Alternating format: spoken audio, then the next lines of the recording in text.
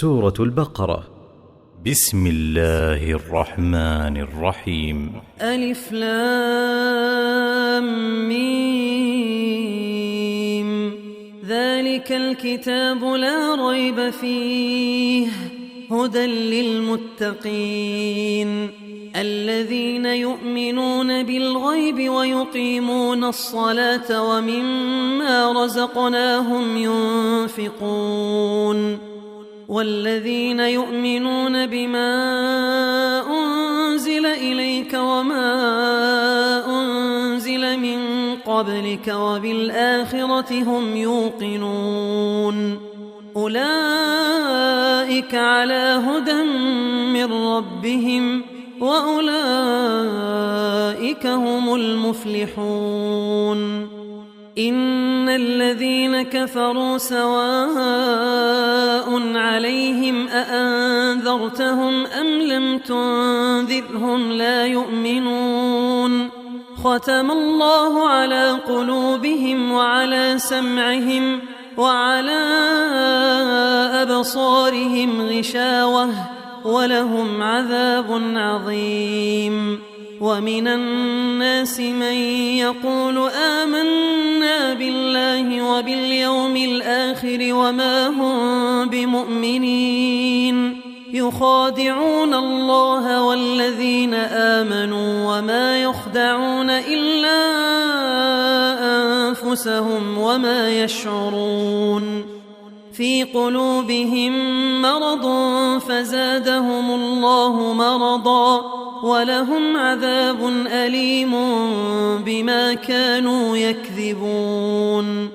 وإذا قيل لهم لا تفسدوا في الأرض قالوا إنما نحن مصلحون ألا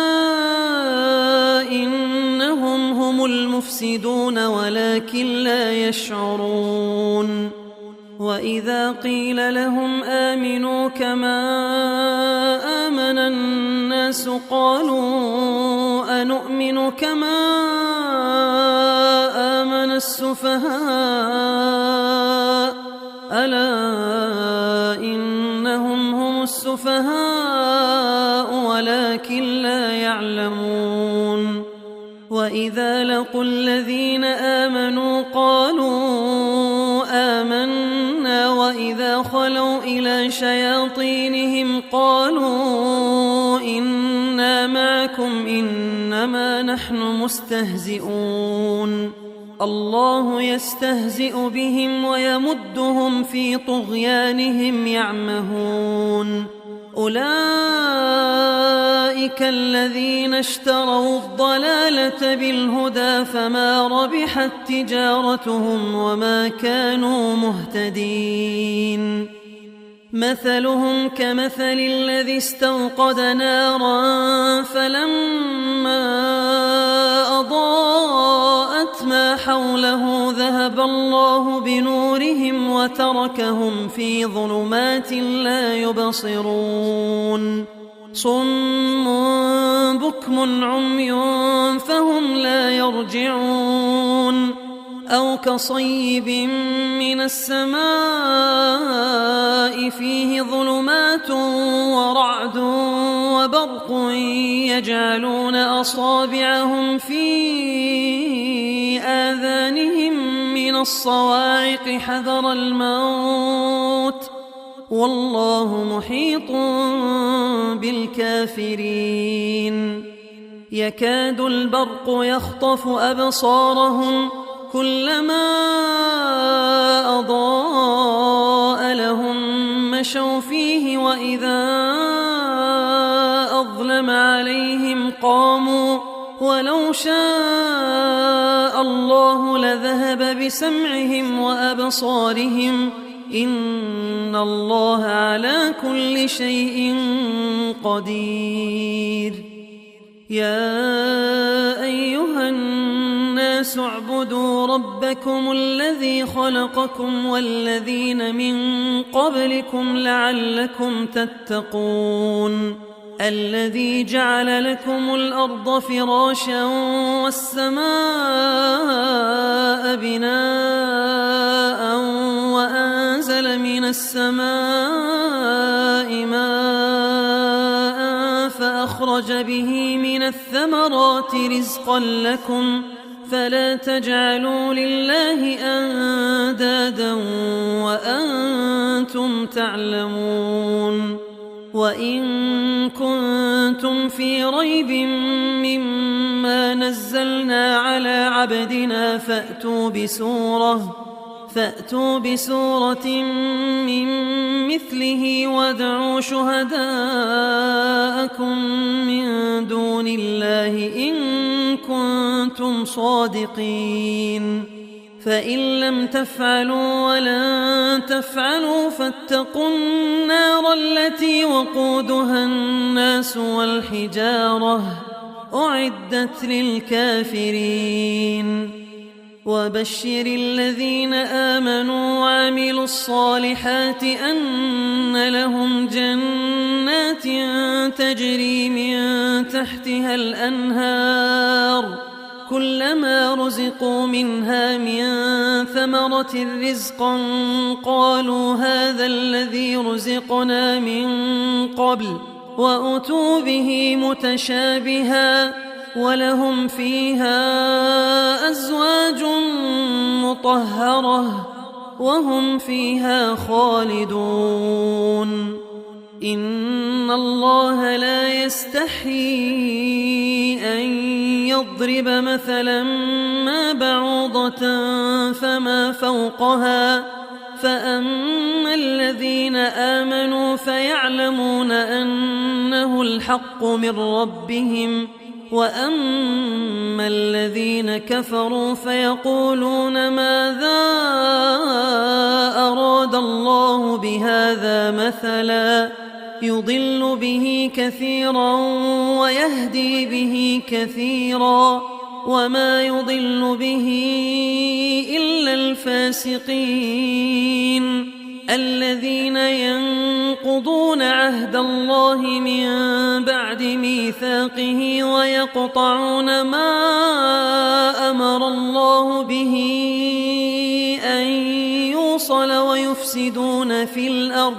أولئك هم الخاسرون كيف تكفرون بالله وكنتم أمواتا فأحياكم ثم يميتكم ثم يحييكم ثم إليه ترجعون هو الذي خلق لكم ما في الأرض جميعا ثم استوى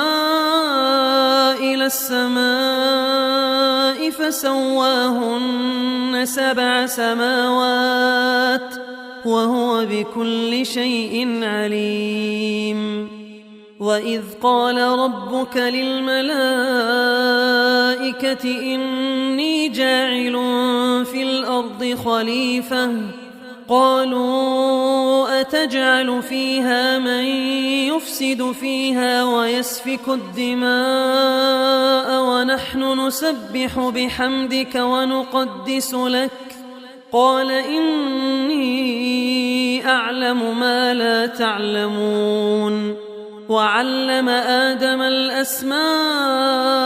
كلها ثم عرضهم على الملائكة فقال أنبئوني بأسماء هؤلاء إن كنتم صادقين قالوا سبحانك لا علم لنا إلا ما علمتنا إنك أنت العليم الحكيم قال يا آدم أنبئهم بأسمائهم فلما أنبأهم بأسمائهم قال ألم أقل لكم إني أعلم غيب السماوات والأرض وأعلم ما تبدون وما كنتم تكتمون وإذ قلنا للملائكة اسجدوا لآدم فسجدوا إلا إبليس أبى واستكبر وكان من الكافرين وقلنا يا آدم اسكن أنت وزوجك الجنة وكلا منها رغدا حيث شئتما ولا تقربا هذه الشجرة فتكونا من الظالمين فأزلهما الشيطان عنها فأخرجهما مما كانا فيه وقلنا اهبطوا بعضكم لبعض عدو ولكم في الأرض مستقر ومتاع إلى حين فتلقى آدم من ربه كلمات فتاب عليه إنه هو التواب الرحيم قلنا اهبطوا منها جميعا فإما يأتينكم مني هدى فمن تبع هداي فلا خوف عليهم ولا هم يحزنون والذين كفروا وكذبوا بآياتنا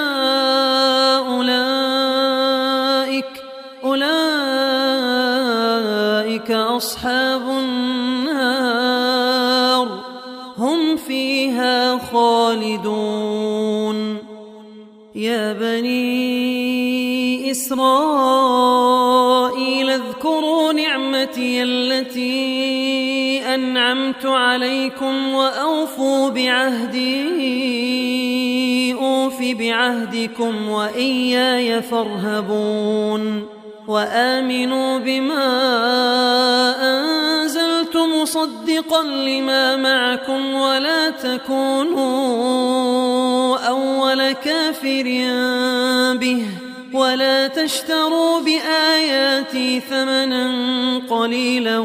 وإياي فاتقون ولا تلبسوا الحق بالباطل وتكتموا الحق وأنتم تعلمون وأقيموا الصلاة وآتوا الزكاة واركعوا مع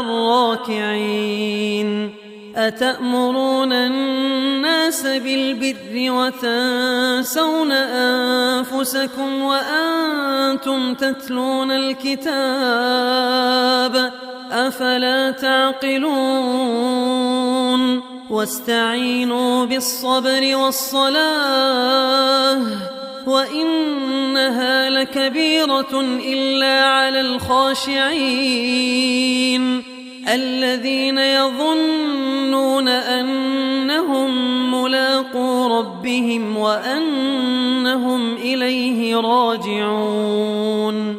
يا بني إسرائيل اذكروا نعمتي التي أنعمت عليكم وأني فضلتكم على العالمين واتقوا يوما لا تجزي نفس عن نفس شيئا ولا يقبل منها شفاعة ولا يؤخذ منها عدل ولا هم ينصرون وإذ نجيناكم من آل فرعون يسومونكم سوء العذاب يذبحون أبناءكم ويستحيون نساءكم وفي ذلكم بلاء من ربكم عظيم وإذ فرقنا بكم البحر فأنجيناكم وأغرقنا آل فرعون وأنتم تنظرون وإذ واعدنا موسى 40 ليلة ثم اتخذتم العجل من بعده وأنتم ظالمون ثم عفونا عنكم من بعد ذلك لعلكم تشكرون وإذ آتينا موسى الكتاب والفرقان لعلكم تهتدون وإذ قال موسى لقومه يا قوم إنكم ظلمتم أنفسكم باتخاذكم العجل فتوبوا إلى بارئكم فاقتلوا أنفسكم ذلكم خير لكم عند بارئكم فتاب عليكم إنه هو التواب الرحيم وإذ قلتم يا موسى لن نؤمن لك حتى نرى الله جهرة فأخذتكم الصاعقة وأنتم تنظرون ثم بعثناكم من بعد موتكم لعلكم تشكرون وظللنا عليكم الغمام وأنزلنا عليكم المن والسلوى كلوا من طيبات ما رزقناكم وما ظلمونا ولكن كانوا أنفسهم يظلمون وإذ قلنا ادخلوا هذه القرية فكلوا منها حيث شئتم رغدا وادخلوا الباب سجدا وقولوا حطة نغفر لكم خطاياكم وسنزيد المحسنين فبدل الذين ظلموا قولا غير الذي قيل لهم فأنزلنا على الذين ظلموا رجزا من السماء بما كانوا يفسقون وإذ استسقى موسى لقومه فقلنا اضرب بعصاك الحجر فانفجرت منه 12 عينا قد علم كل أناس مشربهم كلوا واشربوا من رزق الله ولا تعثوا في الأرض مفسدين وإذ قلتم يا موسى لن نصبر على طعام واحد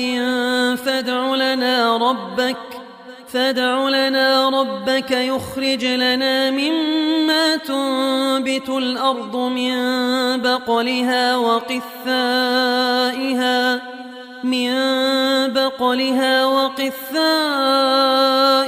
وفومها وعدسها وبصلها قال أتستبدلون الذي هو أدنى بالذي هو خير اهبطوا مصرا فإن لكم ما سألتم وضربت عليهم الذلة والمسكنة وباءوا بغضب من الله ذلك بأنهم كانوا يكفرون بآيات الله ويقتلون النبيين بغير الحق ذلك بما عصوا وكانوا يعتدون إن الذين آمنوا والذين هادوا والنصارى والصابئين من آمن بالله واليوم الآخر وعمل صالحا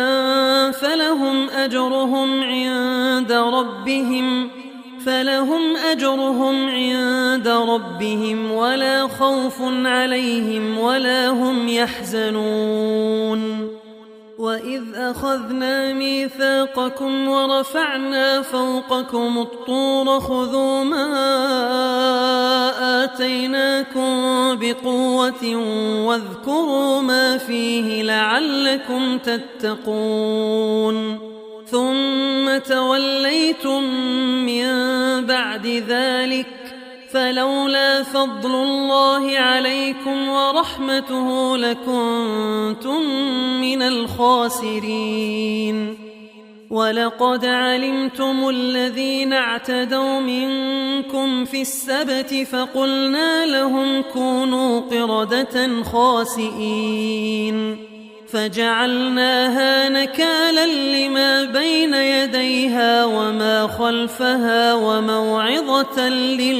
للمتقين. وإذ قال موسى لقومه إن الله يأمركم أن تذبحوا بقرة قالوا أتتخذنا هزوا قال أعوذ بالله أن أكون من الجاهلين. قالوا ادع لنا ربك يبين لنا ما هي قال إنه يقول إنها بقرة لا فارض ولا بكر عوان بين ذلك فافعلوا ما تؤمرون. قالوا ادع لنا ربك يبين لنا ما لونها قال إنه يقول إنها بقرة صفراء فاقع لونها تسر الناظرين. قالوا ادع لنا ربك يبين لنا ما هي إن البقرة شابه علينا وإنا إن شاء الله لمهتدون. قال إنه يقول إنها بقرة لا ذلول تثير الأرض ولا تسقي الحرث مسلمة لا شية فيها. قالوا الآن جئت بالحق فذبحوها وما كادوا يفعلون. وإذ قتلتم نفسا فادارأتم فيها والله مخرج ما كنتم تكتمون. فقلنا اضربوه ببعضها كذلك يحيي الله الموتى ويريكم آياته لعلكم تعقلون. ثم قست قلوبكم من بعد ذلك فهي كالحجارة أو أشد قسوة وإن من الحجارة لما يتفجر منه الأنهار وإن منها لما يشقق فيخرج منه الماء وإن منها لما يهبط من خشية الله وما الله بغافل عما تعملون. أفتطمعون أن يؤمنوا لكم وقد كان فريق منهم يسمعون كلام الله ثم يحرفونه من بعد ما عقلوه وهم يعلمون. وإذا لقوا الذين آمنوا قالوا آمنا وإذا خلا بعضهم إلى بعض قالوا أتحدثونهم بما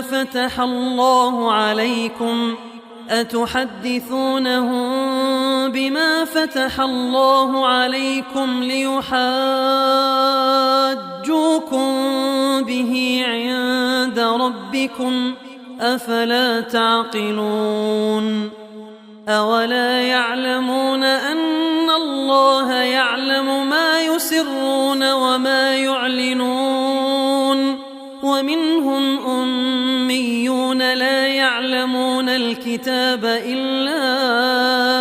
أماني وإن هم إلا يظنون. فويل للذين يكتبون الكتاب بأيديهم ثم يقولون هذا من عند الله ليشتروا به ثمنا قليلا فويل لهم مما كتبت أيديهم وويل لهم مما يكسبون. وقالوا لن تمسنا النار إلا أياما معدودة قل أتخذتم عند الله عهدا فلن يخلف الله عهده أم تقولون على الله ما لا تعلمون بلى من كسب سيئة وأحاطت به خطيئته فأولئك أصحاب النار هم فيها خالدون والذين آمنوا وعملوا الصالحات أولئك أصحاب الجنة هم فيها خالدون وإذ أخذنا ميثاق بني إسرائيل لا تعبدون إلا الله وبالوالدين إحسانا وذي القربى واليتامى والمساكين وقولوا للناس حسنا وأقيموا الصلاة وآتوا الزكاة ثم توليتم إلا قليلا منكم وأنتم معرضون وإذ أخذنا ميثاقكم لا تسفكون دماءكم ولا تخرجون أنفسكم من دياركم ثم أقررتم وأنتم تشهدون ثم أنتم هؤلاء تقتلون أنفسكم وتخرجون فريقا منكم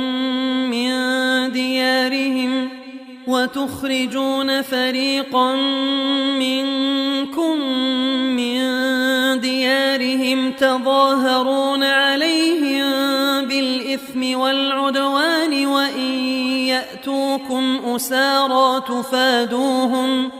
وإن يأتوكم أسارى تفادوهم وهو محرم عليكم إخراجهم أفتؤمنون ببعض الكتاب وتكفرون ببعض فما جزاء من يفعل ذلك منكم إلا خزي في الحياة الدنيا ويوم القيامة يردون إلى أشد العذاب وما الله بغافل عما تعملون أولئك الذين اشتروا الحياة الدنيا بالآخرة فلا يخفف عنهم العذاب ولا هم ينصرون ولقد آتينا موسى الكتاب وقفينا من بعده بالرسل وآتينا عيسى ابن مريم البينات وأيدناه بروح القدس أفكلما جاءكم رسول بما لا تهوى أنفسكم استكبرتم ففريقا كذبتم وفريقا تقتلون وقالوا قلوبنا غلف بل لعنهم الله بكفرهم فقليلا ما يؤمنون ولما جاءهم كتاب من عند الله مصدق لما معهم وكانوا من قبل يستفتحون على الذين كفروا فلما جاءهم ما عرفوا كفروا به فلعنة الله على الكافرين بئس ما اشتروا به أنفسهم أن يكفروا بما أنزل الله بغيا أن ينزل الله الله من فضله على من يشاء من عباده فباءوا بغضب على غضب وللكافرين عذاب مهين. وإذا قيل لهم آمنوا بما أنزل الله قالوا نؤمن بما أنزل علينا ويكفرون بما وراءه وهو الحق مصدقا لما معهم قل فلم تقتلون أنبياء الله من قبل إن كنتم مؤمنين. ولقد جاءكم موسى بالبينات ثم اتخذتم العجل من بعده وأنتم ظالمون. وإذ أخذنا ميثاقكم ورفعنا فوقكم الطور خذوا ما آتيناكم بقوة واسمعوا قالوا سمعنا وعصينا وأشربوا في قلوبهم العجل بكفرهم قل بئس ما يأمركم به إيمانكم إن كنتم مؤمنين. قل إن كانت لكم الدار الآخرة عند الله خالصة من دون الناس فتمنوا الموت إن كنتم صادقين ولن يتمنوه أبدا بما قدمت أيديهم والله عليم بالظالمين. ولتجدنهم أحرص الناس على حياة ومن الذين أشركوا يود أحدهم لو يعمر 1000 سنة وما هو بمزحزحه من العذاب أن يعمر والله بصير بما يعملون. قل من كان عدوا لجبريل فإنه نزله على قلبك بإذن الله مصدقا لما بين يديه وهدى وبشرى للمؤمنين. من كان عدوا لله وملائكته ورسله وجبريل وميكال فإن الله عدو للكافرين. ولقد أنزلنا إليك آيات بينات وما يكفر بها إلا الفاسقون. أوكلما عاهدوا عهدا نبذه فريق منهم بل أكثرهم لا يؤمنون. ولما جاءهم رسول من عند الله مصدق لما معهم نبذ فريق من الذين أوتوا الكتاب كتاب الله وراء ظهورهم كأنهم لا يعلمون. واتبعوا ما تتلو الشياطين على ملك سليمان وما كفر سليمان ولكن الشياطين كفروا يعلمون الناس السحر وما أنزل على الملكين ببابل هاروت وماروت وما يعلمان من أحد حتى يقولا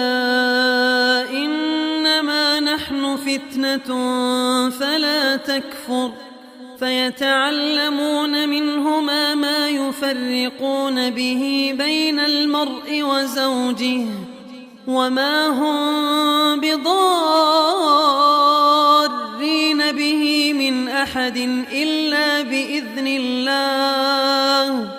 ويتعلمون ما يضرهم ولا ينفعهم ولقد علموا لمن اشتراه ما له في الآخرة من خلاق ولبئس ما شروا به أنفسهم لو كانوا يعلمون ولو أنهم آمنوا واتقوا لمثوبة من عند الله خير لو كانوا يعلمون يا أيها الذين آمنوا لا تقولوا راعنا وقولوا انظرنا واسمعوا وللكافرين عذاب أليم ما يود الذين كفروا من أهل الكتاب ولا المشركين أن ينزل عليكم من خير من ربكم والله يختص برحمته من يشاء والله ذو الفضل العظيم ما ننسخ من آية أو ننسها نأت بخير منها أو مثلها ألم تعلم أن الله على كل شيء قدير ألم تعلم أن الله له ملك السماوات والأرض وما لكم من دون الله من ولي ولا نصير أم تريدون أن تسألوا رسولكم كما سئل موسى من قبل ومن يتبدل الكفر بالإيمان فقد ضل سواء السبيل ود كثير من أهل الكتاب لو يردونكم من بعد إيمانكم كفارا حسدا من عند أنفسهم من بعد ما تبين لهم الحق فاعفوا واصفحوا حتى يأتي الله بأمره إن الله على كل شيء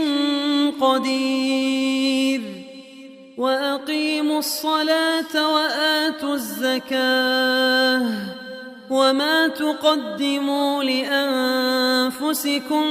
من خير تجدوه عند الله إن الله بما تعملون بصير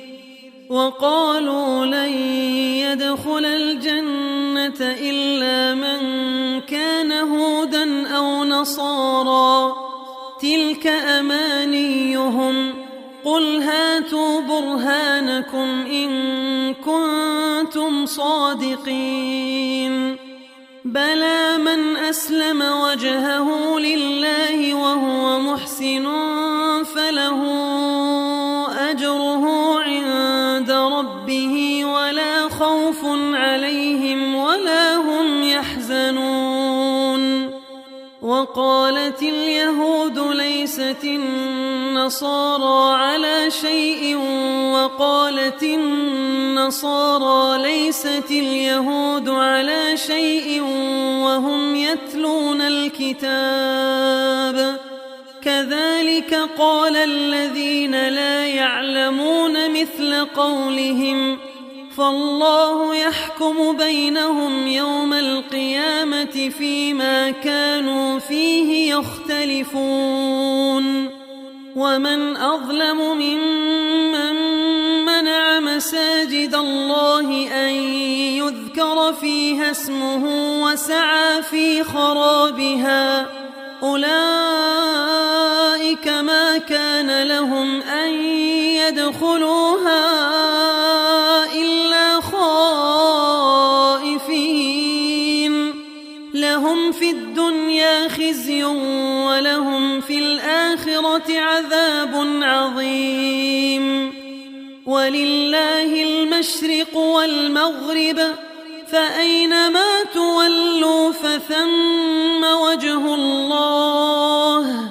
إن الله واسع عليم وقالوا اتخذ الله ولدا سبحانه بل له ما في السماوات والأرض كل له قانتون بديع السماوات والأرض وإذا قضى أمرا فإنما يقول له كن فيكون وقال الذين لا يعلمون لولا يكلمنا الله أو تأتينا آية كذلك قال الذين من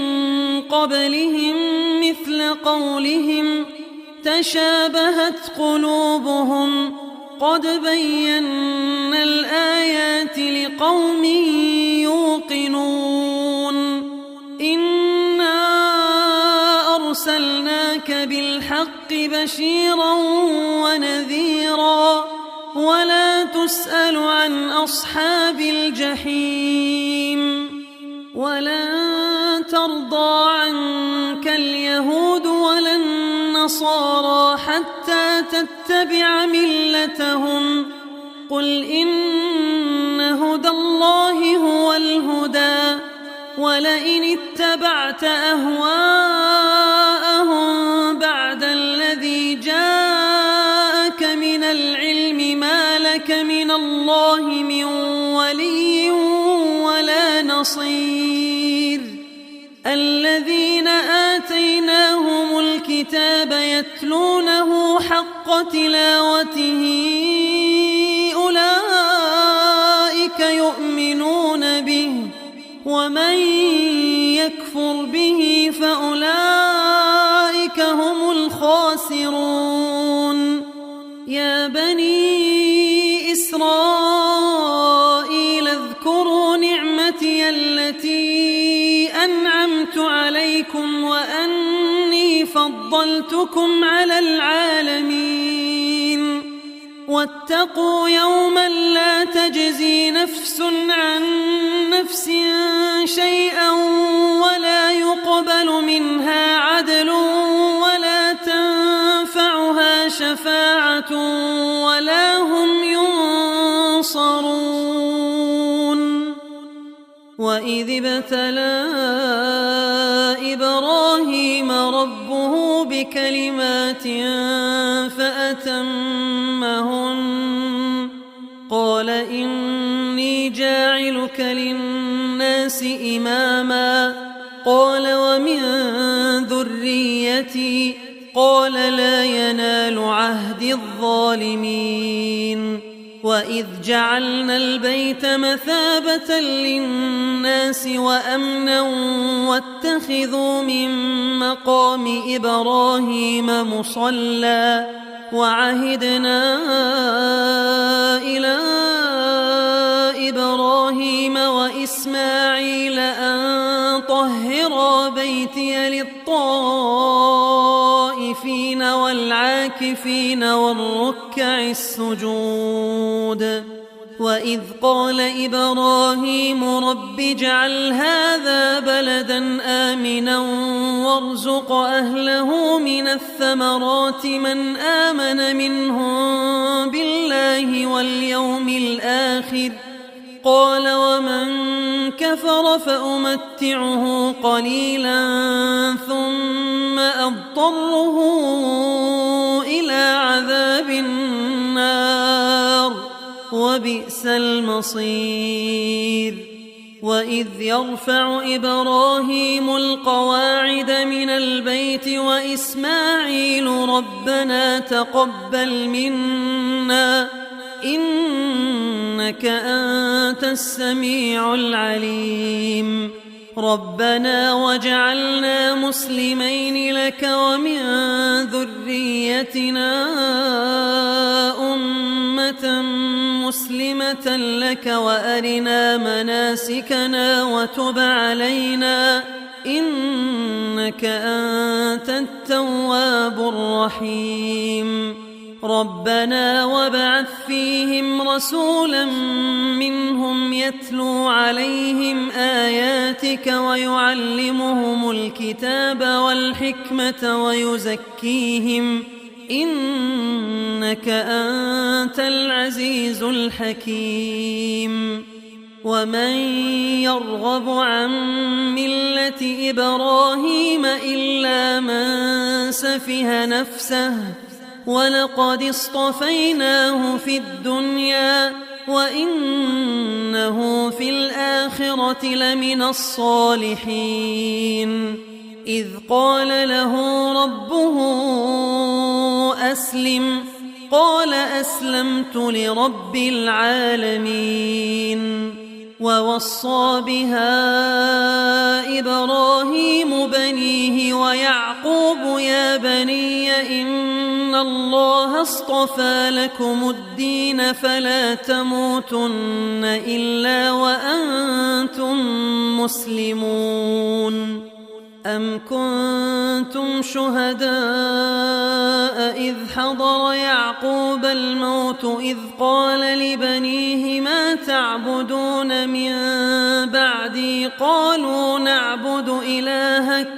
قالوا نعبد إلهك وإله آبائك إبراهيم وإسماعيل وإسحاق إلها واحدا ونحن له مسلمون تلك أمة قد خلت لها ما كسبت ولكم ما كسبتم ولا تسألون عما كانوا يعملون وقالوا كونوا هودا أو نصارى تهتدوا قل بل ملة إبراهيم حنيفا وما كان من المشركين قولوا آمنا بالله وما أنزل إلينا وما أنزل إلى إبراهيم وإسماعيل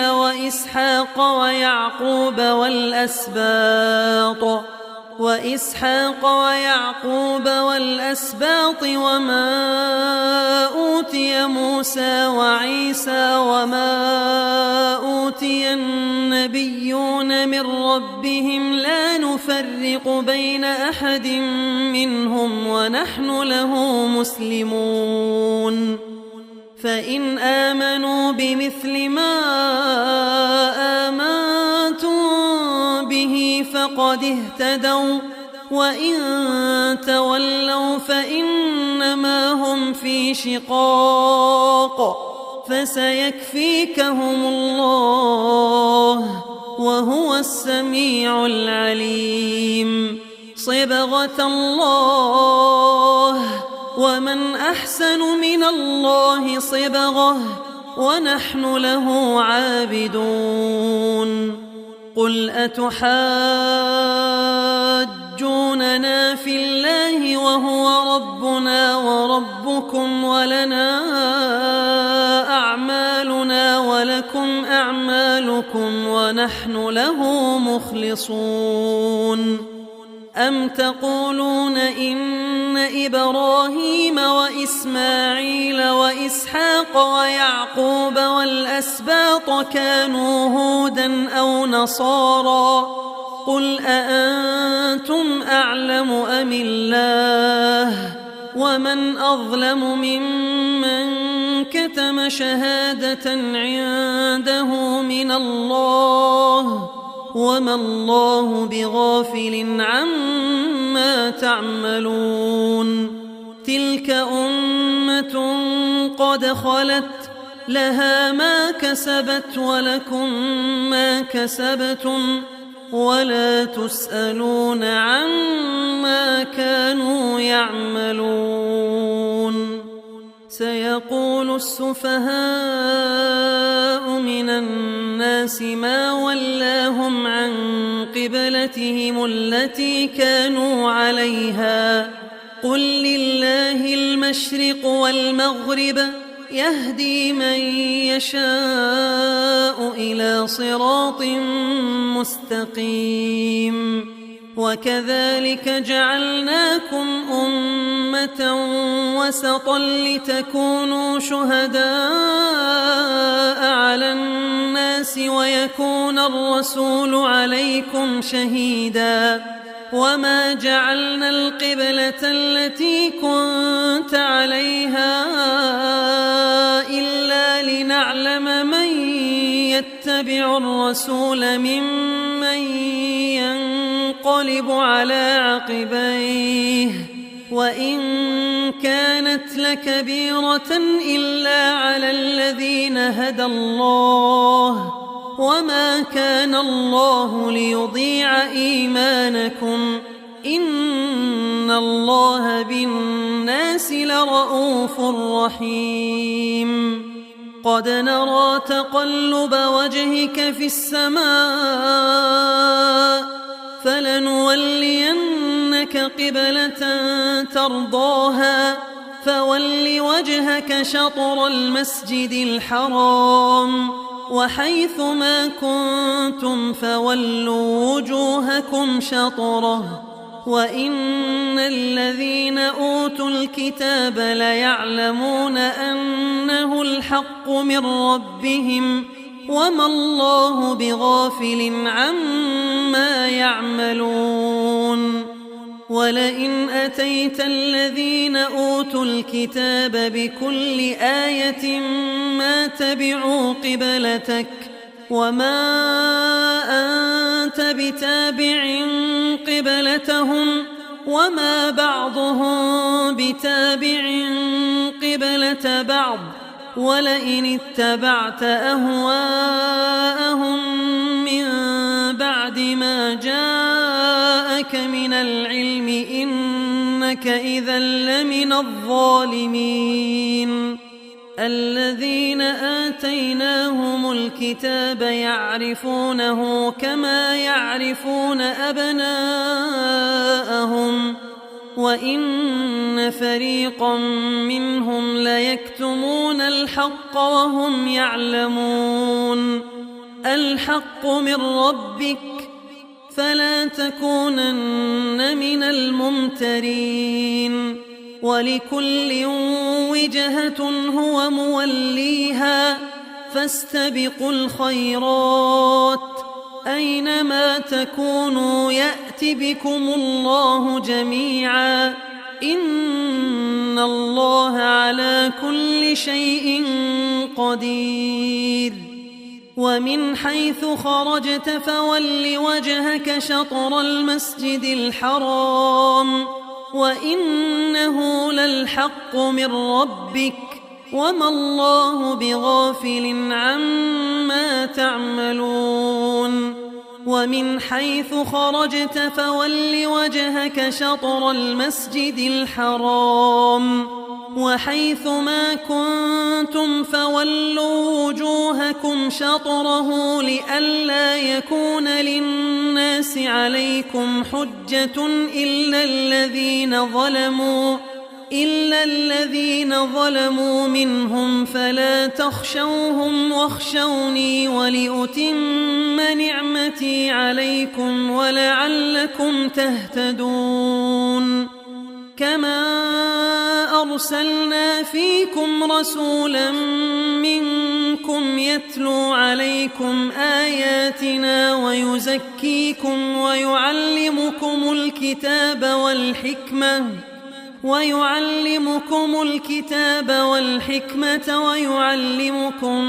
ما لم تكونوا تعلمون. فاذكروني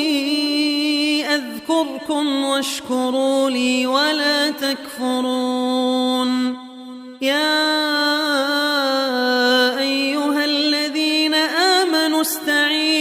بالصبر والصلاة إن الله مع الصابرين ولا تقولوا لمن يقتل في سبيل الله أموات بل أحياء ولكن لا تشعرون ولنبلونكم بشيء من الخوف والجوع ونقص من الأموال والأنفس والثمرات وبشر الصابرين الذين إذا أصابتهم مصيبة قالوا إنا لله وإنا إليه راجعون أولئك عليهم صلوات من ربهم ورحمة وأولئك هم المهتدون إن الصفا والمروة من شعائر الله فمن حج البيت أو اعتمر فلا جناح عليه أن يطوف بهما ومن تطوع خيرا فإن الله شاكر عليم إن الذين يكتمون ما أنزلنا من البينات والهدى من بعد ما بيناه للناس في الكتاب أولئك يلعنهم الله ويلعنهم اللاعنون إلا الذين تابوا وأصلحوا وبينوا فأولئك أتوب عليهم وأنا التواب الرحيم إن الذين كفروا وماتوا وهم كفار أولئك عليهم لعنة الله والملائكة والناس أجمعين خالدين فيها لا يخفف عنهم العذاب ولا هم ينظرون وإلهكم إله واحد لا إله إلا هو الرحمن الرحيم إن في خلق السماوات والأرض واختلاف الليل والنهار والفلك التي تجري في البحر بما ينفع الناس وما أنزل الله من السماء من ماء فأحيا به الأرض بعد موتها وبث فيها من كل دابة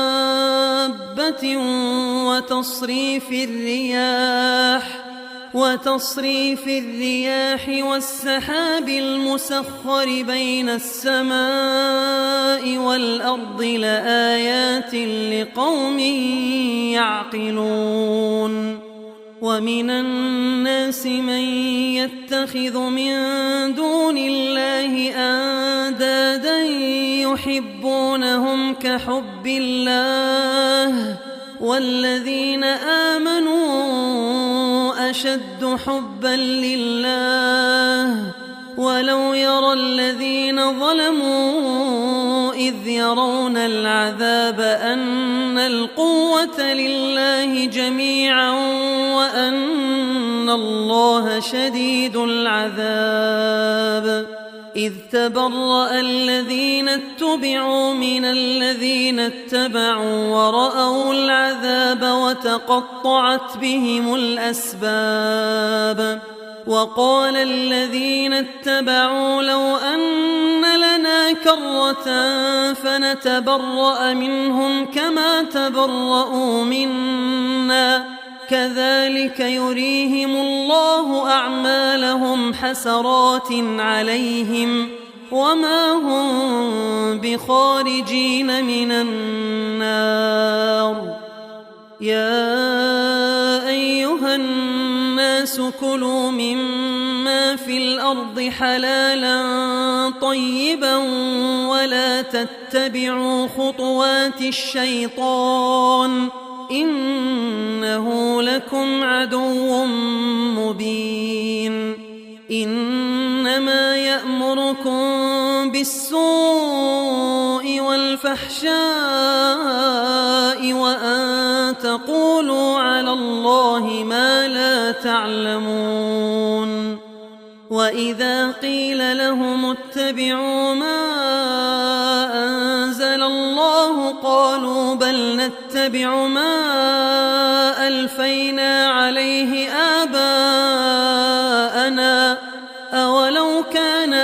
آباؤهم لا يعقلون شيئا ولا يهتدون. ومثل الذين كفروا كمثل الذي ينعق بما لا يسمع إلا دعاء ونداء صم بكم عمي فهم لا يعقلون. يا أيها الذين آمنوا كلوا من طيبات ما رزقناكم واشكروا لله إن كنتم إياه تعبدون. إنما حرم عليكم الميتة والدم ولحم الخنزير وما أهل به لغير الله فمن اضطر غير باغ ولا عاد فلا إثم عليه إن الله غفور رحيم. إن الذين يكتمون ما أنزل الله من الكتاب ويشترون به ثمنا قليلا أولئك ما يأكلون في بطونهم إلا النار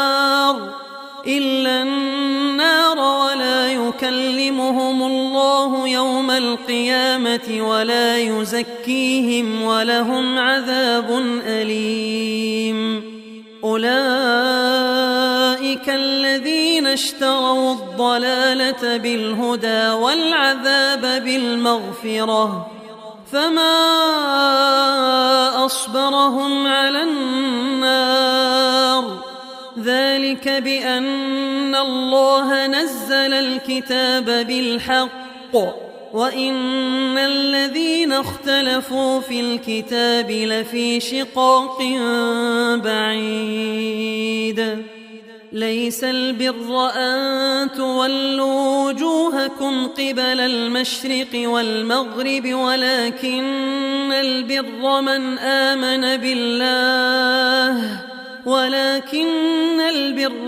آمن بالله واليوم الآخر والملائكة والكتاب والنبيين وآتى المال على حبه ذوي القربى واليتامى والمساكين وابن السبيل والسائلين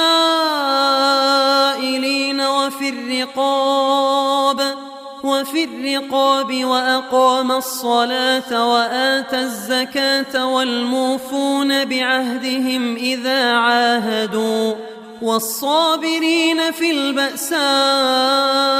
والضراء وحين البأس أولئك الذين صدقوا وأولئك هم المتقون. يا أيها الذين آمنوا كتب عليكم القصاص في القتلى الحر بالحر والعبد بالعبد والأنثى بالأنثى فمن عفي له من أخيه شيء فاتباع بالمعروف وأداء إليه بإحسان ذلك تخفيف من ربكم ورحمة فمن اعتدى بعد ذلك فله عذاب أليم ولكم في القصاص حياة يا أولي الألباب لعلكم تتقون كتب عليكم إذا حضر أحدكم الموت إن ترك خيرا الوصية للوالدين والأقربين بالمعروف حقا على المتقين فمن بدله بعدما سمعه فإنما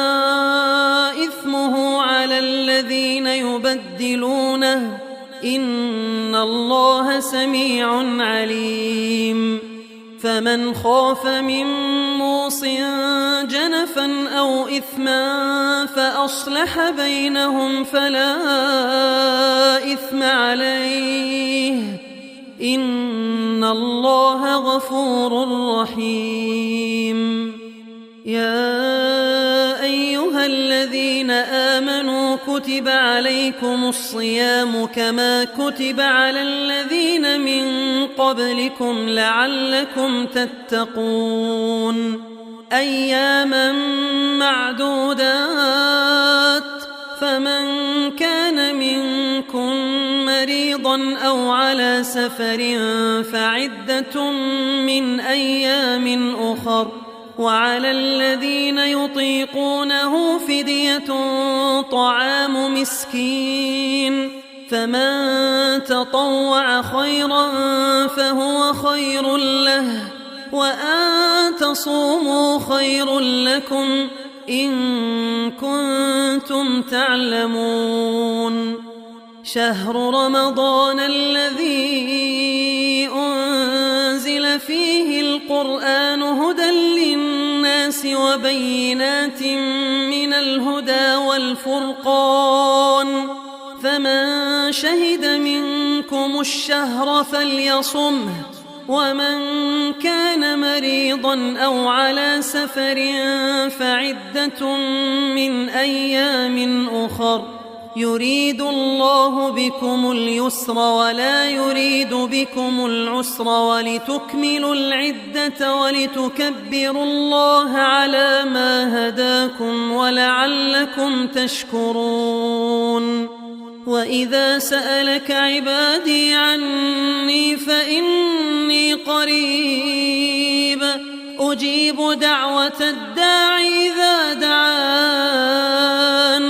فليستجيبوا لي وليؤمنوا بي لعلهم يرشدون أحل لكم ليلة الصيام الرفث إلى نسائكم هن لباس لكم وأنتم لباس لهن علم الله أنكم كنتم تختانون أنفسكم فتاب عليكم وعفى عنكم فالآن باشروهن وابتغوا ما كتب الله لكم وكلوا واشربوا حتى يتبين لكم الخيط الأبيض من الخيط الأسود من الفجر ثم أتموا الصيام إلى الليل ولا تباشروهن وأنتم عاكفون في المساجد تلك حدود الله فلا تقربوها كذلك يبين الله آياته للناس لعلهم يتقون ولا تأكلوا أموالكم بينكم بالباطل وتدلوا بها إلى الحكام لتأكلوا فريقا من أموال الناس بالإثم وأنتم تعلمون يسألونك عن الأهلة قل هي مواقيت للناس والحج وليس البر بأن تأتوا البيوت من ظهورها ولكن البر من اتقى وأتوا البيوت من أبوابها واتقوا الله لعلكم تفلحون وقاتلوا في سبيل الله الذين يقاتلونكم ولا تعتدوا إن الله لا يحب المعتدين واقتلوهم حيث ثقفتموهم وأخرجوهم من حيث أخرجوكم والفتنة أشد من القتل ولا تقاتلوهم عند المسجد الحرام حتى يقاتلوكم فيه فإن قاتلوكم فاقتلوهم كذلك جزاء الكافرين فإن انتهوا فإن الله غفور رحيم وقاتلوهم حتى لا تكون فتنة ويكون الدين لله فإن انتهوا فلا عدوان إلا على الظالمين الشهر الحرام بالشهر الحرام والحرمات قصاص فمن اعتدى عليكم فاعتدوا عليه بمثل ما اعتدى عليكم واتقوا الله واعلموا أن الله مع المتقين وأنفقوا في سبيل الله ولا تلقوا بأيديكم إلى التهلكة وأحسنوا إن الله يحب المحسنين وأتموا الحج والعمرة لله فإن أحصرتم فما استيسر من الهدي ولا تحلقوا رؤوسكم حتى يبلغ الهدي محله فمن كان منكم مريضا أو به أذى من رأسه ففدية من صيام أو صدقة أو نسك فإذا أمنتم فمن تمتع بالعمرة إلى الحج فما استيسر من الهدي فمن لم يجد فصيام 3 أيام في الحج و7 إذا رجعتم تلك 10 كاملة ذلك لمن لم يكن أهله حاضر المسجد الحرام واتقوا الله واعلموا أن الله شديد العقاب الحج أشهر معلومات فمن فرض فيهن الحج فلا رفث ولا فسوق ولا جدال في الحج وما تفعلوا من خير يعلمه الله وتزودوا فإن خير الزاد التقوى واتقون يا أولي الألباب ليس عليكم جناح أن تبتغوا فضلا من ربكم فإذا أفضتم من عرفات فاذكروا الله عند المشعر الحرام واذكروه كما هداكم وإن كنتم من قبله لمن الضالين ثم أفيضوا من حيث أفاض الناس واستغفروا الله إن الله غفور رحيم فإذا قضيتم مناسككم فاذكروا الله كذكركم آباءكم أو أشد ذكرا فمن الناس من يقول ربنا آتنا في الدنيا وما له في الآخرة من خلاق ومنهم من يقول ربنا حسنة وفي الآخرة حسنة وقنا عذاب النار أولئك لهم نصيب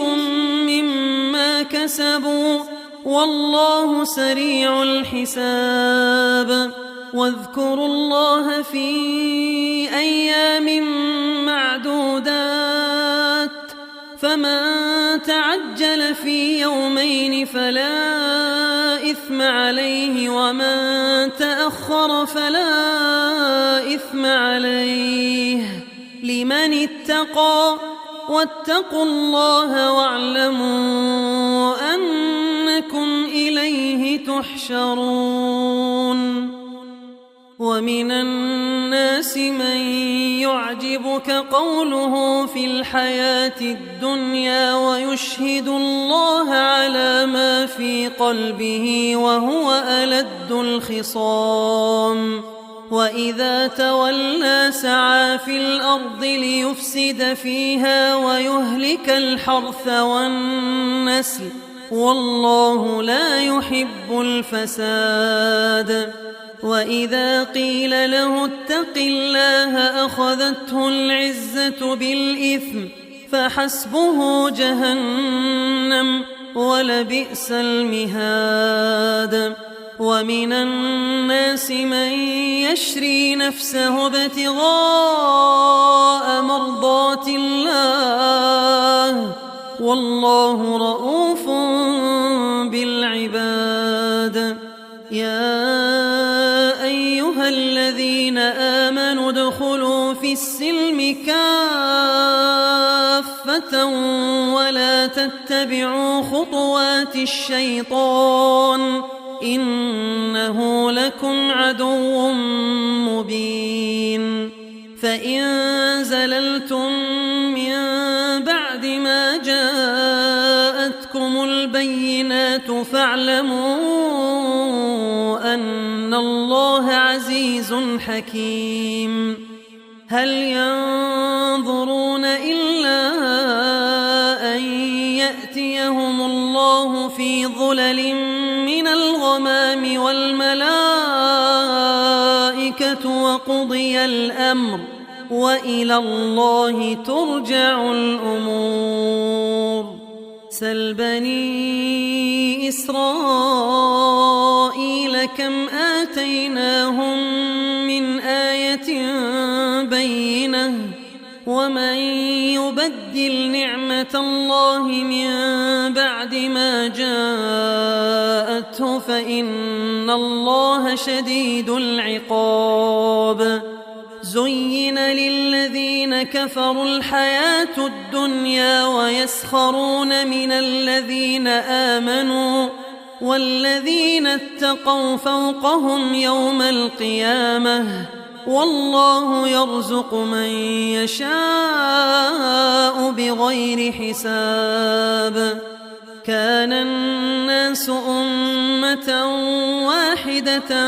فبعث الله النبيين مبشرين ومنذرين وأنزل معهم الكتاب بالحق ليحكم بين الناس فيما اختلفوا فيه وما اختلف فيه إلا الذين أوتوه من بعد ما جاءتهم البينات بغيا بينهم فهدى الله الذين آمنوا لما اختلفوا فيه من الحق بإذنه والله يهدي من يشاء إلى صراط مستقيم أم حسبتم أن تدخلوا الجنة ولما يأتكم مثل الذين خلوا من قبلكم مستهم البأساء والضراء وزلزلوا حتى يقول الرسول والذين آمنوا معه متى نصر الله ألا إن نصر الله قريب يسألونك ماذا ينفقون قل ما أنفقتم من خير فللوالدين والأقربين واليتامى والمساكين وابن السبيل وما تفعلوا من خير فإن الله به عليم كتب عليكم القتال وهو كره لكم وعسى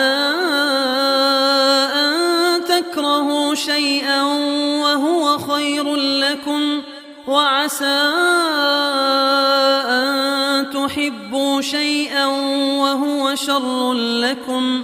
والله يعلم وأنتم لا تعلمون يسألونك عن الشهر الحرام قتال فيه قل قتال فيه كبير وصد عن سبيل الله وكفر به والمسجد الحرام وإخراج أهله منه أكبر عند الله والفتنة أكبر من القتل ولا يزالون يقاتلونكم حتى يردوكم عن دينكم إن استطاعوا ومن يرتدد منكم عن دينه فيمت وهو كافر فأولئك حبطت أعمالهم في الدنيا والآخرة وأولئك أصحاب النار هم فيها خالدون إن الذين آمنوا والذين هاجروا وجاهدوا في سبيل الله أولئك يرجون رحمة الله والله غفور رحيم يسألونك عن الخمر والميسر قل فيهما إثم كبير ومنافع للناس وإثمهما أكبر من نفعهما ويسألونك ماذا ينفقون قل العفو